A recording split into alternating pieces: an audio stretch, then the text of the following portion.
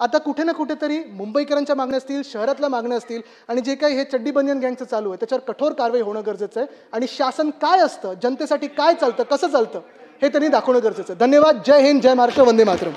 हे जे काही शब्द वापरलेत, नेमकं कोणावर कारवाई व्हावी, नेमकं त्यांची चड्डी कोण, त्यांची बनियान कोण, हे एकदा त्यांनी सांगावं ना.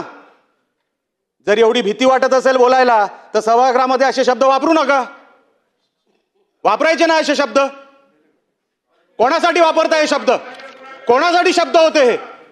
कोणासाठी शब्द होते? हिम्मत असेल तर त्यांनी बोलून दाखवावं हे शब्द कोणासाठी होते. उगाच काही चाललंय, उगाच टीका करायची म्हणून काही का. आम्ही साहेब अरे 1 तासापासून ऐकतोय, काय बोललो नाही. मला नाही साहेब, मी बोलायला देणार नाही. मी 1 शब्दामध्ये आमचा कोणी बोललेलं नाही. पण हे शब्द कुठले? रुलिंग मधून शब्द या तर काढून टाकावं, या तर त्यांनी स्पष्ट करावं. हिम्मत असेल तर नेमकं ते कोणाबद्दल बोलत होते एकदा स्पष्ट करावं सभागृहामध्ये. बघूया हिम्मत.